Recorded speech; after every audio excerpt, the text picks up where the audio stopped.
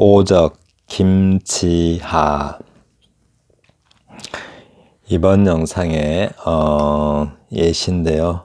이번 영상에서는 예시를 생략하기로 합니다. 네, 예시를 하려고 했는데 좀 거친 단어들이 많아가지고 너무 어색해서 그냥 생략할게요. 네, 바로 들어갑니다. 복습 들어갑니다. 비유와 비슷한 점도 있지만 상징이 비유와 비슷한 점도 있지만 동일성, 다의성, 암시성, 문맥성 등의 성격을 가지고 있다. 그냥 하나처럼 외워놔요. 이렇게 상징은 동일성, 다의성, 암시성, 문맥성을 가지고 있다. 이렇게 그냥 동일성, 다의성, 암시성, 문맥성을 갖는다. 이렇게. 네. 상징은 동일성 가져야겠죠. 그래야 상징이 되죠. 그런데 상징은 딱 하나만 어떤 표상하는 게 아니라 어떤 다의적인, 다층적이죠. 그런데 그게 명료하게 드러나는 게 아니라 그냥 암시하는 거죠. 그리고 맥락에 따라서 다른 의미를 갖기도 합니다. 상징이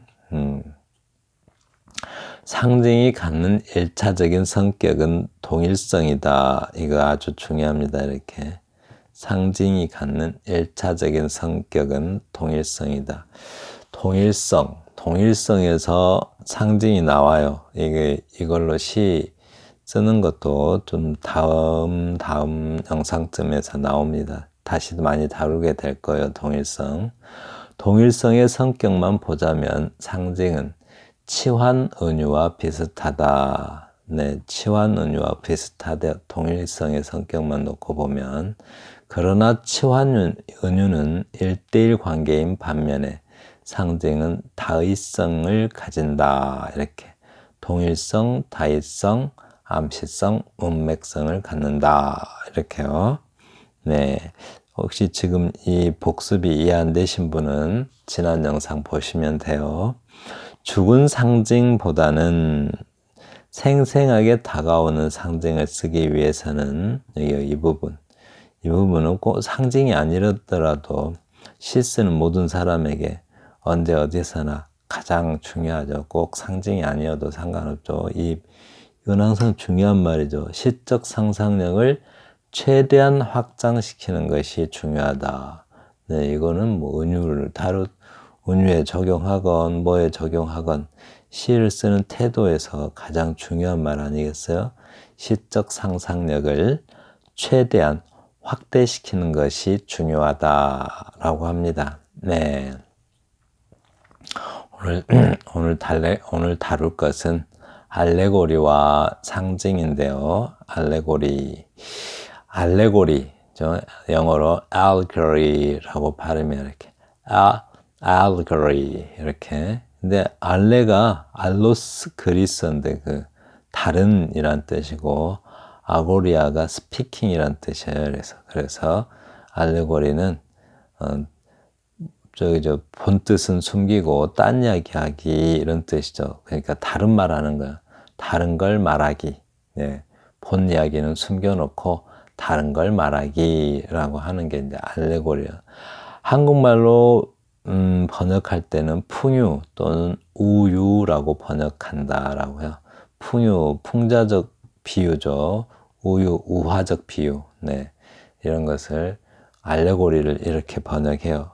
근데 이제 한국어 전문 용어는 한자어를 좀 잘 알면 잘 안 잊어먹죠. 한자어를 잘 봐요. 이렇게 한자를 보시면 이렇게 풍유, 깨우칠 유자를 써요. 풍자를 풍자에다가 깨우칠 유자. 그래서 풍유, 풍자적으로 비유를 한다. 이런 비유가 견주어서 깨닫게 한다. 이런 뜻이에요. 비유할 때 유자가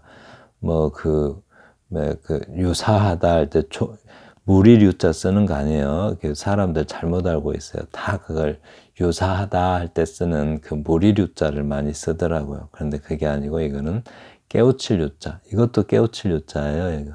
이것도 깨우칠 유자고 이것도 깨우칠 요자입니다. 둘 다 같은 말인데 앞에 이제 말씀은 한자에서 말씀은과 입구자는 같은 의미로 쓰이고 있어요. 이렇게 말씀 여기 이 깨우칠 이자 앞에 이렇게 말씀은이 들어있잖아요. 근데 여기서는 입구자가 들어있잖아요. 그래서 입구하고 입구자와 말씀은자는 거의 비슷하게 씁니다. 항상.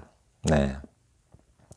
그래서 풍유는 본 뜻을 숨기고 비유하는 말만으로 숨겨진 뜻을 암시하는 수사법이라고. 본 뜻은 숨겨놓고 숨겨진 비유하는 말만 가지고 하는 수사법이라고 하죠.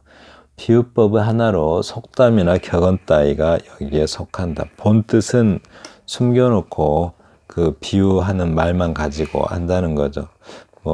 얌전한 고양이 부뚜막에 먼저 올라간다. 얌전한 고양이는 본 뜻이 아니잖아요. 부뚜막에 먼저 올라간다. 이것도 본 뜻이 아니고 그냥 비유하는 말만 가지고 숨겨진 뜻을 암시하는 거죠. 얌전한 고양이, 그러니까 얌전한 척하는 사람이 그렇죠. 뭐랄까 나쁜 짓 더 먼저 한다고. 네, 그런 뜻이죠. 네. 그러니까 이제 숨겨진 의미는 따로 아예 안 하고, 그러니까 비유하는 말만 가지고 숨겨진 뜻을 암시하죠. 그러니까 암시적으로 말하는 거예요. 근데 우유는 우화, 이렇게 흔히 이제 fable이라고 많이 하죠. 우유는 우화를 통한 비유라고 생각하시면 되겠어요. 우화, 이 우자가 어리석을 우자죠. 그리고 말씀하자. 그래서 좀 약간 어리석은 듯한 그 비유를 하는 것, 네, 그게 이제 우화이죠. 영어로 fable이라고 parable도 있는데 parable은 좀 주로 사람이 주인공으로 많이 나와요. 근데 이제 거의 우화랑 비슷한데 성경에서 많이 나오죠. fable은 이솝 우화 있죠. 그게 Aesop's fable이라고 나오잖아요. 그게 이제 fable이고, 인격화한 동식물이나 기타 사물을 주인공으로 하여 인격화했대요. 인격화, 의인화. 그죠? 인격화한, 마치 그 동식물을 사람처럼 묘사하는 것. 네. 화료법, 의인법, 이렇게 말하죠. 사물을 주인공으로 하여 그들의 행동 속에 풍자와 교훈의 뜻을 나타내는 이야기라고 해요. 그 지금 대표적인 게 이솝 우화라는 게 있죠. 이솝 우화. 네, 그게 이제 우유. 네, 그런 게 우유입니다. 그래서 이제 그리고 자, 여기 다 지금까지 설명은 표준국어 대사전을 기준으로 설명해 드렸습니다. 교과서가 아니고. 네. 알레고리의 대표적인 작품 단테 신곡이 나오죠. 신곡. 그리고 또 철로 역정, 역정 아니에요? 철로 역정이죠. 역정. 네, 제가 잘못 쓴 것 같아요. 철로 역정. 이거를 철로 역정 다 읽어보신 분이 계시나요? 저는 중간에 읽다 포기했는데. 이솝 우화, 동물농장. 이 동물농장은 하마터면 이 세상에 못 나올 뻔했어요. 영문학에서 많이 다루는 작품인데, 그 당시 입장에서는, 그 당시의 관점에서는 너무 이상한 책인 거죠. 무슨 동물이 그래도 사상 가지고 싸운다든가, 참 공산주의 이런 것도 나오고 그러니까 굉장히 이상하죠. 그 당시 입장에서는 무슨 동물이 사람처럼 뛰어다니질 않나, 사상 가지고 전쟁을 벌이질 않나. 그러니까는 출판이 아무도 안 받아주는데 겨우 아는 사람이 출판을 해준 거죠. 그런데 이렇게 명작이 될 거라고 누가 상상이나 했겠어요? 네, 그런 알레고리의 대표적인 작품입니다. 네. 근데 이제 알레고리, 이제 여기서 설명이 비교적 잘 된 것 같아요. 네, 다른 것을 말하기 이거잖아요. 본 뜻은 숨겨놓고 다른 것을 말하기, 이게 알레고리예요. 그죠? 풍요나 우유를 갖다가 알레고리라고 하듯이 하고 싶은 이야기는 숨겨놓고 어떤 비유의 말로만, 비유의 언어로만 이야기를 하죠. 그래서 이거를 확장된 비유라고 우선 정의할 수 있다. 알레고리는 확장된 비유라고 우선 정의할 수 있대요. 이게 무슨 말인가? 그래서 이렇게. 그러니까 일반적으로 비유는 나비처럼 날아서 아주 그냥 한 문장 안에서 비유가 이루어지잖아요. 근데 알레고리는 이야기 전체가 비유로 이루어져요. 예를 들면, 여우와 포도 이야기 아시죠? 이솝우화에서. 여우와 포도 이야기.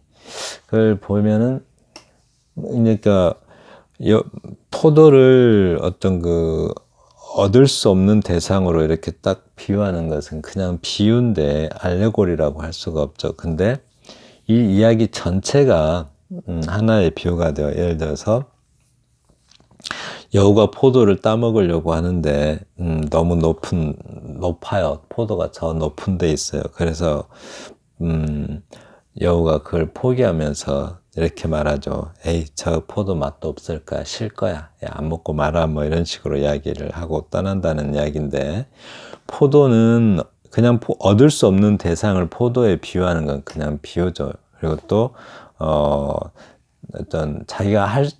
자기의 무능함을 합리화하는 사람을 여우로 비유하는 것은 그냥 비유인데, 이 이야기 전체는, 그죠? 그러니까, 얻을 수 없는 것을 포기하면서 자기 합류하는 여우의 이야기, 이 전체는 확장된 비유라는 거죠. 네, 이야기 전체가 그냥 비유예요. 그래서 그것은 표면적으로는 인물과 행위와 배경, 통상적인 자기 이야기 요소를 다 갖추고 있는 이야기 동시에 그 이야기의 배후에, 그러죠. 여우와 포도 이야기는 그대로 여우와 포도와의 관계에서 벌어진 사태인데, 그 이야기의 배후에는, 그죠, 이렇게 자기 자신이 할 수 없는 일들을 자기 방어 기제라고 그러죠. 그런 거를. 여우는 자기의 무능함을 합리화하기 위해서 자기 방어 기제를 작동하는 거죠. 그 태도는 그 이야기의 배후에 있죠. 그래서 정신적, 도덕적, 역사적 의미가 전개되는 뚜렷한 이중 구조를 가진 작품이다. 네, 이중 구조. 그죠? 이중 구조. 이야기 전체가 그 배후에 다른 이야기가 있는 거죠. 이렇게. 그죠? 그게 비유예요. 짧게 말하면 구체적인 심상의 전개와 여우와 포도의 이야기죠. 동시에 추상적 의미층, 여우가 얻을 수 없는 것을 자기가 나를 수 없고 무능하기 때문에 얻을 수 없다고 한 게 아니라 자기 방어 기제를 작동해서 에이, 저 포도는 실 거야 하면서 자기 합리화를 하는 거죠. 그런 의미층이 뒤에 숨겨져 있어요. 이렇게. 그 배후에 동반되는 것이 의식되도록 만들어진 작품이 알레고리인 것이다. 그러니까 어떤 비유되는 어떤 사물만 가지고서, 여기 아까 저기 설명 잘 돼 있었죠. 예, 이게 이렇게 본 뜻은 숨기고 비유하는 이야기 말만으로 숨겨진 뜻을 암시하는 거, 그죠? 본 뜻은 숨기고 비유하는 말만 가지고 숨겨진 뜻을 암시하는 수사법, 그게 이제 알레고리라고요. 근데 알레고리는 단순한 게 아니라 이야기 전체가 그러한다는 거죠. 이렇게. 쉽게 말하면 알레고리는 표면적 이야기 뒤에 다른 이야기를 숨기고 있다. 사실은 다른 이야기를 하고 싶은 것이고, 이제 비유하는 말만 가지고 이야기를 전개하는 것이죠. 그게 알레고리라고요. 이렇게. 네. 그런데 이제 김지아 시인의 오적이라는 시를, 알레고리 시의 경우, 대부분 알레고리는 약간 소설 형식인데, 알레고리 시를 쓰려면 어떻게 해야 되는가.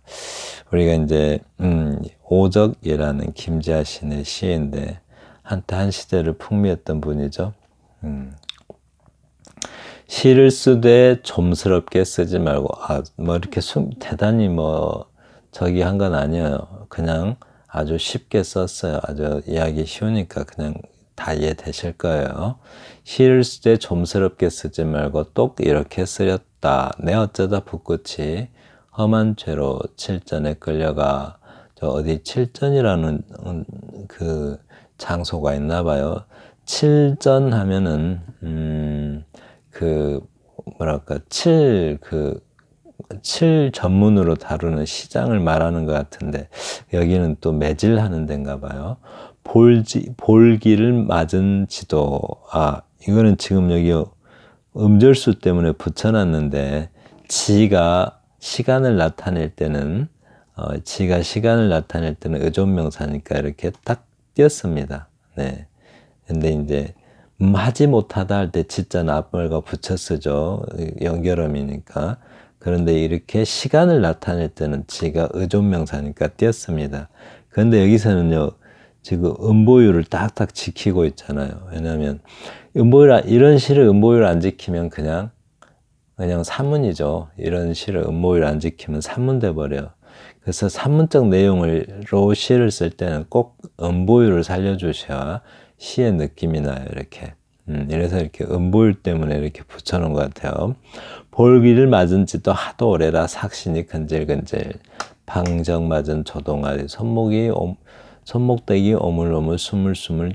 자꾸 그냥 뭔가 이렇게 하고 싶어서 가만히 있질 못하고 있죠. 뭐든 자꾸 쓰고 싶어 견딜 수가 없으니 에라 모르겠다. 볼기짝 확확 불이 나게 맞을 때 맞더라도 내 별별 이상한 도둑 이야기를 하나 써갔다. 옛날도 먼 옛날 상달 초사 훗날. 상달은 이렇게 뭐랄까 10월 달을, 그러니까 상달은 10월 달을 가리켜서 상달, 그러니까 제일 좋은 달, 윗상자죠. 제일 좋은 달을 상달이라고 하는데, 옛날에는 곡식 같은 거 10월 달에 수확하잖아요. 그 수확한 달을, 수확한 달에 워낙 좋은, 그러니까 핵곡식이잖아요. 그런 핵곡식을 신에게 바치기 좋은 달이다라고 해서 상달이라고 합니다. 사실 신에게 바친다 해서 조상에게 바치고 신에게 바친다고 하지만 그건 누가 먹어요? 사람이 먹죠. 핵곡식 맛있는 거 자기들이 먹는 거겠죠. 네. 이제 제를 지내고 이러는 것도 옛날에는 하도 쉬는 날도 없고 어디 서로 만날 가족들끼리 헤어진 가족들이 만날 기회도 없으니까 제라는 것을 만들어서 제사를 지내면서 가족들도 만나고 쉬기도 하고 그랬었죠. 네. 그런데 이제 현대 와서는 그게 이제 좀 지켜지기가 어렵게 됐죠. 배꼽으로 보고 듣던 중엔 으뜸이래요. 으뜸. 아동방이 바야흐로 당군 일에 으뜸. 아동방 나자잖아요. 동방. 나의 동방이 바야흐로 당군 일에 으뜸가는 태평성대라. 이렇게 태평성대다 이러는 걸로 봐서 풍자적이겠죠. 그래서 전혀 태평성대가 아닐 것이다 라고 우리가 예측할 수가 있습니다. 이 아동방은 다른 나라에 가 있는 사람이 나의 동방이다 해서 우리나라를 가리키는 말이에요. 나의 동방. 네. 그 무슨 가난이 있겠느냐, 도둑이 있겠느냐. 이 태평성대니까 가난도 없을 것이고 도둑도 없을 거야 라고 서리법적으로 묻고 있죠. 포식한 농부는 배 터져, 이렇게 배 터져 아주 그냥 배가 터지는 게 일수고, 비단호 신물 나서 사시사철, 사시장철이라고 하는데 사시사철이죠. 벚꽃하니. 사실은 사시사철 비단물 신물 나서 사시사철 벚꽃 사는 게 아니라 굶주려서 벚꽃 살겠죠. 고재봉채 비록 도둑이라고는 하나. 지금 이야기를 전하고 있죠. 이야기를 여우와 포도 이야기 전하듯이 이야기를 전하고 있어요. 고재봉 하면은 옛날에 아주 흉악범인가 봐요. 그 흉악범을 대신해서 쓰는 말입니다. 제 비록 도둑이라고는 하나 공장님 당년에도 도척이 있었고, 도척 알죠? 전에 신문에서 한번 굉장히 그 문제시 되었던 단어죠. 이렇게 도척.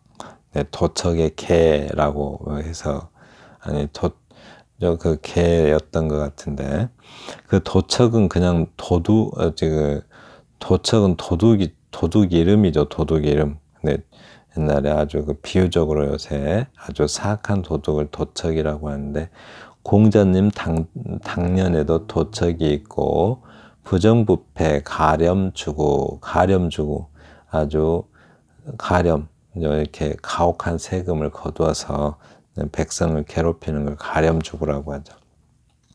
가렴주구 처처에 그득하나, 처처에 곳곳에 하는 말이고요.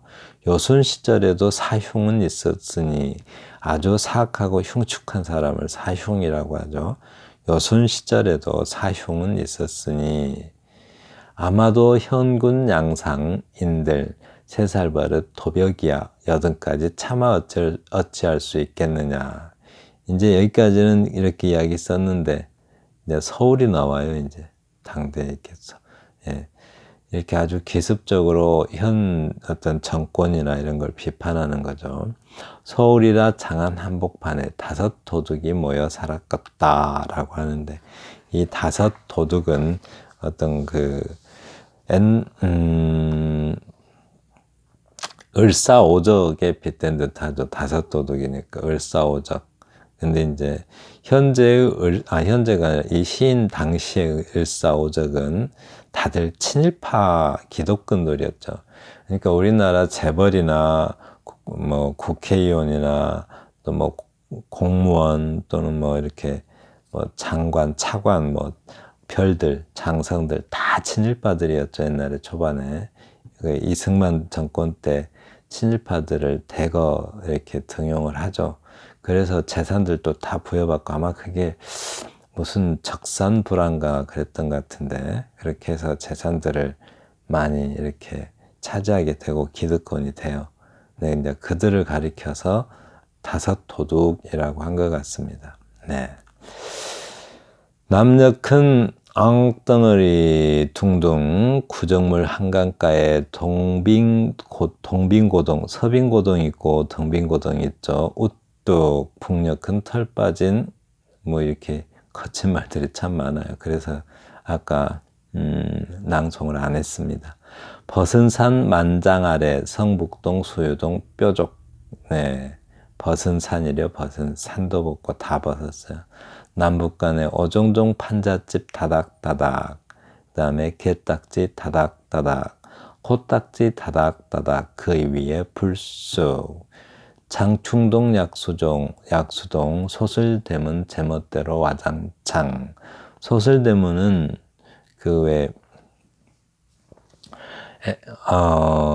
연세점 있으신 분들은 소슬대문 잘 아시겠죠? 행랑채가 양쪽으로 쫙 있으면 거기 머슴들이 거처하잖아요. 그러면 그 대문 하나가 큰 게 있죠. 그 행랑처 가운데쯤에 대문 하나가 큰 게 있으면 그 대문은 좀 높게, 행랑채 건물보다 대문 기둥을 더 높게 진 그런 대문, 그것을 소슬대문이라고 해요. 솟아났다 이런 말이죠. 저 솟고 싶은 대로 솟구쳐 올라 삐까번쩍하다. 의리의리 꽃궁골에 밤낮으로 풍악이 질펀. 떡치는 소리 쿵덕. 이건 누구 말하는지 아시겠죠? 네. 이러다가 돌아가신 분 한 분 있죠. 네. 그렇게 이렇게 풍자적으로 이야기를 쓰는 거죠.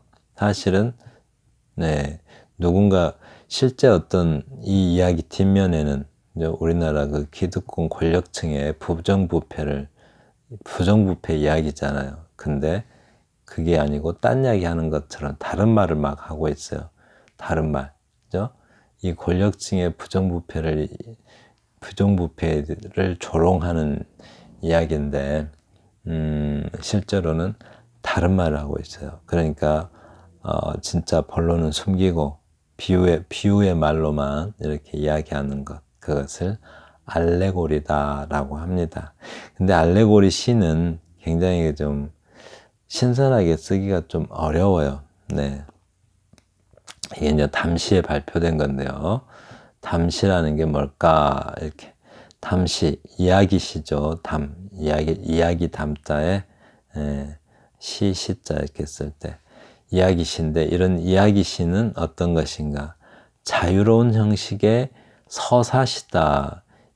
서사시라는 게 바로 이렇게 이야기가 들어있는 거죠. 그게 서사시예요. 네. 서정시보다는 길고 단편 소설보다는 짧은 기지 속에 당대의 정치적 문제를, 대부분 이제 풍자시는 이렇게 정치적 문제를 다루는 게 풍자시죠. 풍자시 목적이 다 뭐예요? 정치적 문제를 다루려고 쓰는 게 풍자시죠. 근데 이제 우리나라 그 전번에 한 몇 년 전인가요? 정치적 문제를 다뤘다고 해서 뭐 이렇게 굉장히 이렇게 문제가 됐던 거 있는데, 만약에 정치적 문제를 다루지 않으면, 그럼 풍자시 쓰질 못하죠. 풍자가 대부분 권력층의 정치적 문제를 조령하려고 쓰는 건데, 그래서 기습적으로 전달하는 이야기시가 담시입니다. 알레고리는 명백한 의미가, 즉 하고 싶은 이야기가 정해져 있어요. 그 이야기가 정해져 있기 때문에 그 이야기 안에서 시를 써야 되기 때문에 내용을 제약하는 거죠. 그래서 어떻게 돼요? 획일성과 단순성에 빠지기 쉽다. 네, 알레고리 시는 하고 싶은 말이 있기 때문에 그 말 안에서 써야 돼서 획일적이고 단순화되기가 쉬워요. 그럴 때는 어떻게 해야 돼요? 냉소적이고 풍자적인 수법을 써서 그것을 극복할 수가 있다라고 합니다. 지금 요 위에가 굉장히 풍자적이고 냉소적이고 그러죠. 네, 그렇습니다. 이게 거친 말로 막 이상한 말로 하죠. 이게 제가 참 읽지를 않았는데 막 코딱지 나오고 막 그러죠. 네, 이렇게 냉소적이고, 그게 이제 냉소적인 태도, 풍자적이고. 풍자가 뭐예요? 풍자, 이렇게 풍자할 풍자인데 약간 아프게 이야기하는 거. 그죠? 뭔지 웃기면서도 조롱하면서 냉소하고 그러면서도 왠지 쿡쿡 찔러요. 이렇게 자자가 찌를 자자잖아요. 이렇게. 예. 그래서 풍자할 풍자에 찌를 자자. 풍자하니까 자꾸 아프게 이야기하는 것. 그것을 풍자는 좀 요소가 많죠. 일단 좀 웃음을 줄 수 있어야 되고, 뭔가 좀 조롱성도 있고, 그러면서도 권력자들을 아프게 하는 것. 네. 만약에 약자를 향해서 이렇게 그렇게 풍자를 하는 거는 풍자가 아니고, 그는 가학이라고 그래. 풍자는 항상 권력층을 향해서 하는 거예요. 약자를 향해서 풍자를 하면 그건 풍자가 아니고, 그런 학대죠, 학대. 그건 조심해야 돼요. 그 약자를 향해서는 풍자를 하는 게 아닙니다. 네. 지금까지 들어주셔서 감사합니다.